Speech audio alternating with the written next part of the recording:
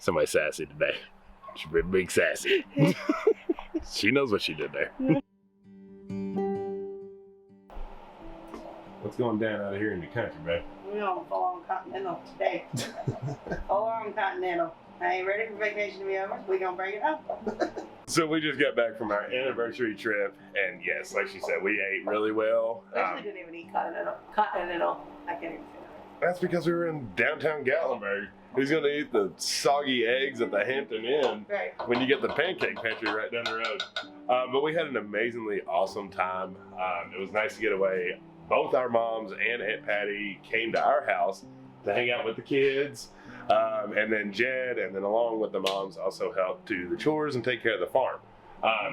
We ain't lying when we say it takes a village to run this show. And if you're not familiar, I'm just all up in her way while she trying to make this continental breakfast. You get it, girl.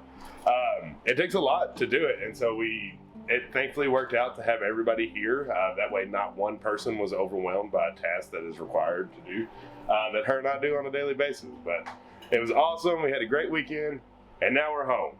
We don't want it to end, but we got a lot of stuff happening this week that we got to get ready for. And we had a frost while we were gone. All right, so what else we got going on, baby? Well, we got some crusties. We're gonna make some waffles. We got some grits from the Old Mill, brought to you by the Old Mill in Pigeon Forge. Best grits ever. And Eggs that are coming. We're gonna make some eggs. And We got some bacon. It's gonna be a good breakfast.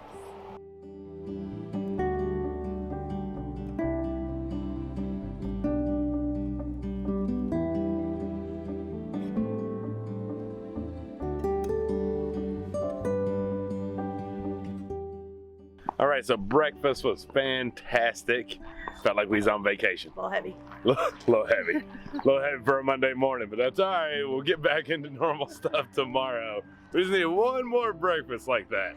Well, we are now recently back on the farm, so it's time to go check and see how things did and see how they're doing and what's coming up.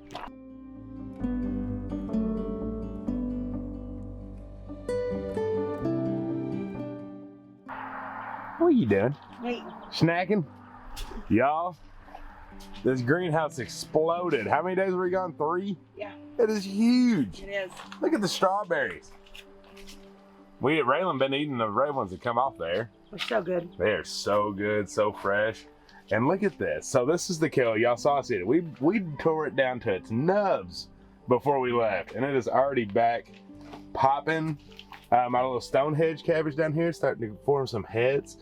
That's really exciting. Hey, are you looking for bugs? Mm-hmm. So tell everybody what you're doing. What are you looking for? I don't know what I'm looking for. I'm just looking for bugs. Those bugs? No. What is it? So what she was just doing, and this is something that you all need to like if you're new-ish to gardening, to be looking for bugs, aphids, squash bugs, specifically when we get into squash land. They like to hide underneath the leaves. I think it was bugs. Don't think it was bugs. Nah, probably a little dirt splatter, probably. But underneath on like the veins of your greens and the actual leaves of whatever the plant is, that's where they like to hide. Always check before you eat. Yeah, we have an old video. I think we actually caught, did we catch it on camera? I think so. She ate a caterpillar. That was on one of our greens. It was something. So always check the backside. That's also why you should always wash your plants before you consume them. However, if you're actually trying to get bugs away, when you're spraying the neem oil, which is what we use, or BT, or whatever it is that you're using, you want to make sure you're getting up underneath the leaves because they use that leaf as protection. What's Mama gonna eat? Mama gonna eat these collards right here. Look at these. They are huge and looking fantastic. So we just have 2 collard green plants right here. The Joey Choi Chinese cabbage. Then you get into, I believe, the Gonzilla broccoli. I don't know. Everything's buried. Yeah, this one's broccoli. You can start seeing the head forming here. And then we get into 3 different cauliflowers. So they're all hostels. They have fancy names, but one's purple, one's like a goldish yellow, and one's regular white. However, yeah, that is ginormous. I'm bigger than that's insane. We do have 1 purple cabbage because we had one die off, and so I just threw a cabbage in there. But I mean, I gave them plenty of space, and they are taking over, aren't they, baby? Yeah. But the big news, look at the tomato plants. They are getting stout and huge, and they're everywhere. Okay, so for your tomato plants that you've up potted, we kind of have that assumption that we only prune when we get them in the garden, right? Like, that's not true.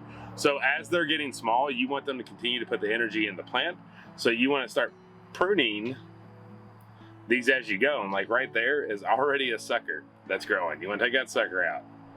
Take that sucker out so you can keep them nice and trim. So when it is time to plant, you'll have an already pruned tomato plant. The apple trees are still doing good in here. And y'all, the cherry bush that we thought was done and not gonna make it, it's making it. So that's really exciting. Show them the peppers, babe. They're huge. They are huge. Come back there. You're doing really good. They are, and so peppers take a really long time to grow, and for the fact that they look that good already is impressive. But it's doing so good in here. We got marigolds and zinnias blooming all over the place already up in here. Got a pretty pink one back here. And so if you don't know, we love zinnias, like a lot. We love them. They're the most beautiful flower there is. Nobody's gonna prove me wrong. So we plant all the zinnias, all the different colors. So make sure that you got some zinnias going too, because you won't regret it. Isn't that right, babe? Yeah. Yeah. Then it tastes like a fart. So we did have a freeze, and I guarantee that probably is what happened to that one because it's close to the door. Crack me up. I don't know why she just, when we start finishing, she starts eating everything. It was, I think she learned from the caterpillar situation. Maybe we don't do that. Nope. Look at them potatoes. Oh, how pretty. So as soon as we got back, the weeds were starting to get out of control of this bed already. So I got the single wheel hoe from Hoss Tools out and cultivated and all the walking paths. Now that does two good things for your potato areas. So obviously getting weeds out of your garden is a must. You got to keep them down. You got to keep them calm. And the best way to do that is while they're small, disturbing the ground, that gets them killed. However, when it comes to the potatoes, you need to continue to do that because we're going to be hilling a lot on these potatoes and have really large mounds. And the only way to get that dirt is to continue to till it out. So basically, every couple times every week, we'll be doing that. And then as the potatoes grow up, we'll be pulling a little dirt over to the potatoes and continue to hill it up, keep it dark, keep the potatoes growing big. Very exciting. Yeah. Somebody sassy today. She's been big sassy. She knows what she did there. Get up here, babe. Slide up here. So now we're headed to the kitchen garden area to see all the stuff held through the freeze and how it's growing now. So the carrots are doing good. Growing a little slower than one would want, but they're doing all right. The beets did a pretty good pop in size since the last week that you all saw them. I'm pretty excited about that growth. But the best is by far the radishes, shallots, and calendula. Pull us one out of there, baby. You pick out that good one. Look at that. So that's a breakfast radish. And they are absolutely fantastic. Mild, not as spicy as I think some people would think a radish is, but they are so crunchy and flavorful. Caterpillar free. Mm-hmm. What you got now? A yellow one. Ooh. I don't think I've ever had a yellow one. I don't remember the name of it. No, I don't think I have either. I think it was white. Was it white? I think so. Well, you have to taste test this one. Well, third off. Caterpillars. Yeah. Let me try. It's hot. Is it hot? Oh!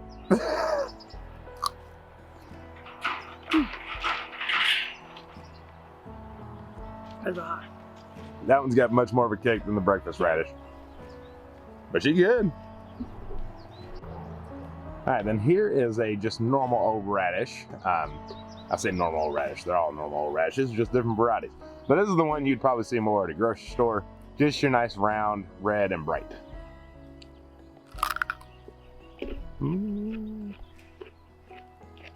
How we looking there? Good. Spicier than the white? Mm-mm. Spicier than the breakfast? Love that. Love it. There you go. Go ahead. We'll eat them. I don't know. No. And then here's the shallots and calendula. It's just pretty. It's a pretty bed. I really like how it looks. Makes me really excited. And then our mulch is being peppered by helicopters. Y'all know what tree is that? Somebody help us out. The ones with the little big helicopters. Here, hang on. Y'all know these guys that you drop. They went really fast. But do the helicopter down.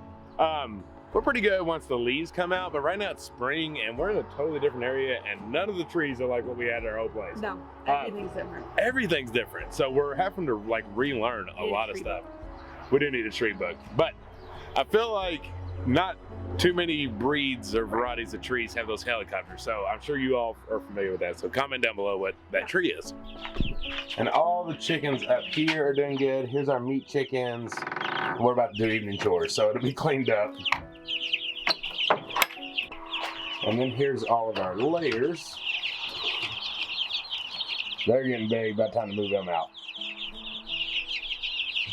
And speaking of trees, we are basically bloomed here in southeastern Kentucky. A little bit of everything. Except the walnut. Except the freaking walnut trees, man. And that's what lines our house right here. The driveway. They still look like they're deader than doornail, and they're not. Oh, sorry. They'll be the last to bloom, but gosh, it's almost May. Yeah, last to bloom, first to lose their leaves, which is quite the bummer because we like shade and we like the protection.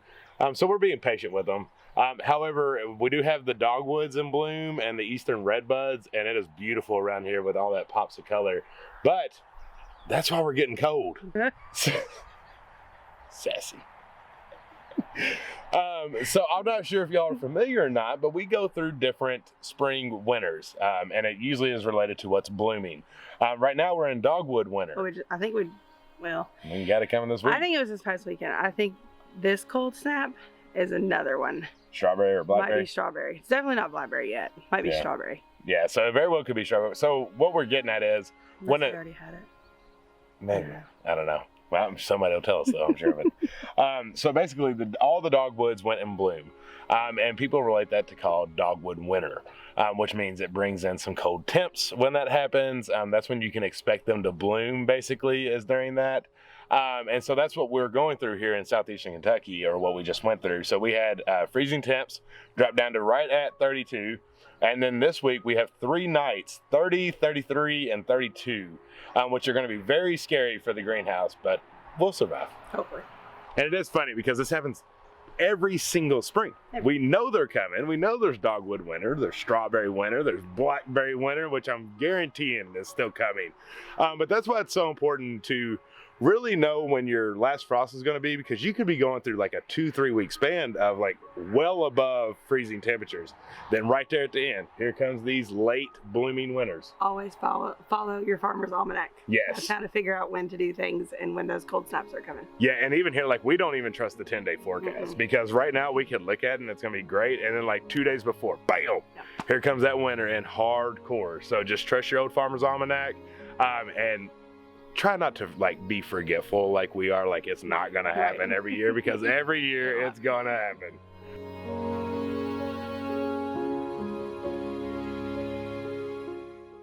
Yeah, I think so. Get the squad and truck. We're about to go up and do the chores.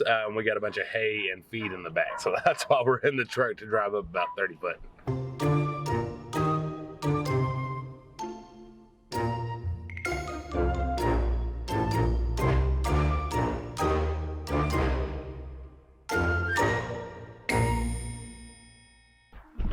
All right, so Jen, good job, Ray. Jen is starting dinner for us all. So me and the kiddos are about to do chores. And it's been nice to get back in the routine and the swing of things today. And hopefully all the animals What are you? They should be.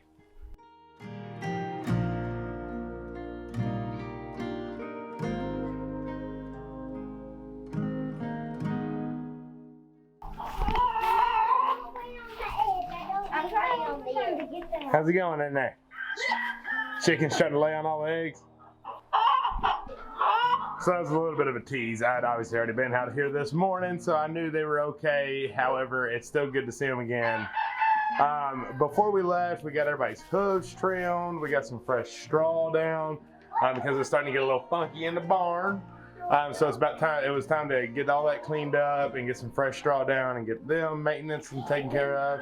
And now they're over here just fighting over feed. Meanwhile, literally a bowl that nobody's eating out. But we'd rather fight over that one. Goats are funny.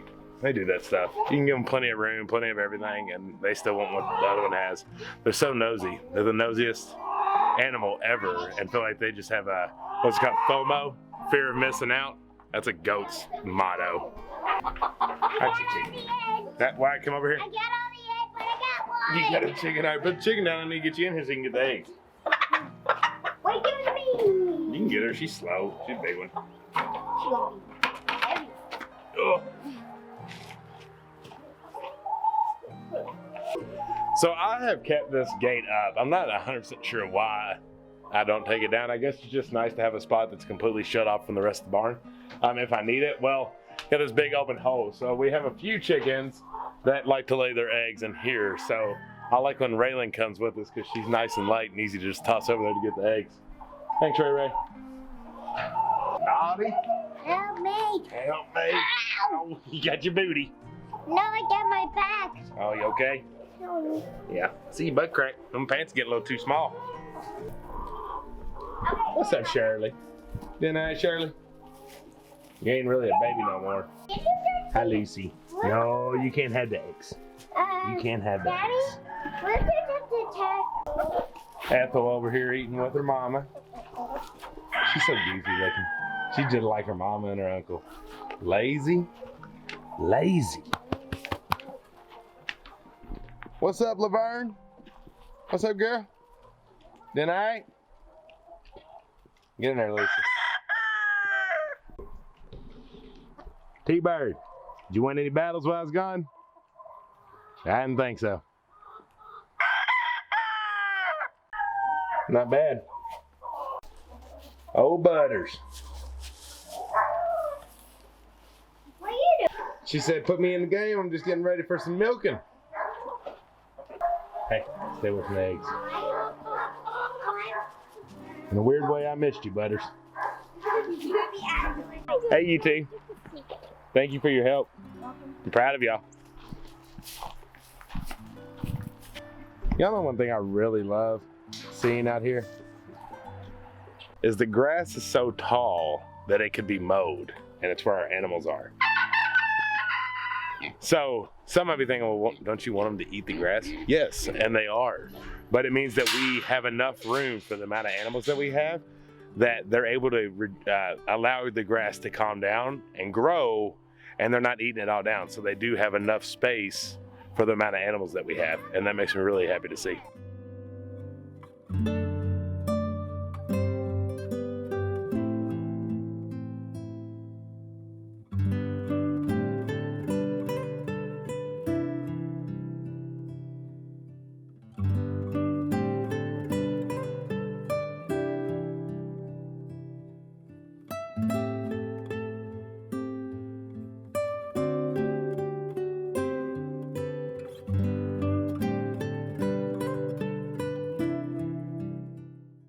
And the turkeys are doing good, and no, don't think that they're dying of thirst.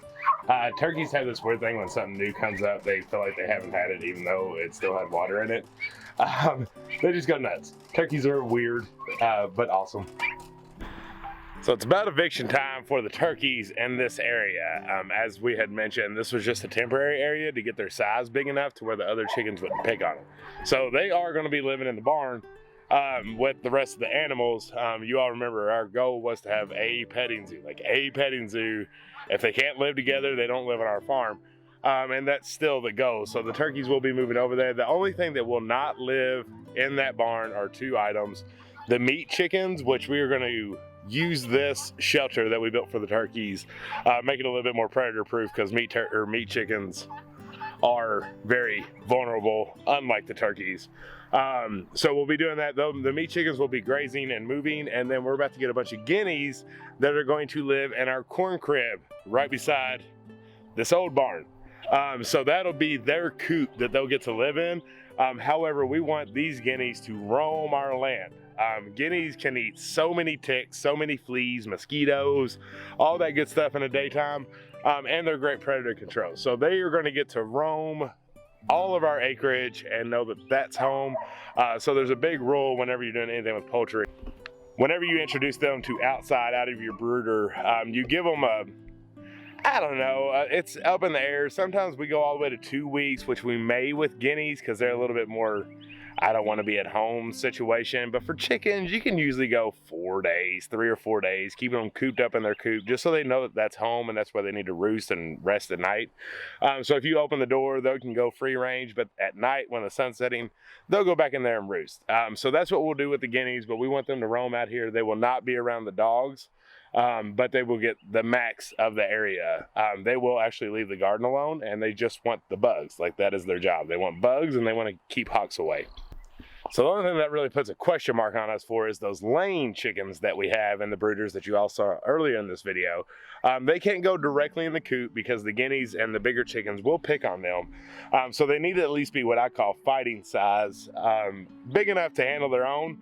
And not just get beat up. So we need to find an in-between space that'll work for them until they're big enough to get over there, because we'll have the meat chickens where the turkeys are. So we'll figure something out, but that's kind of all of our poultry moving around situation that we have going.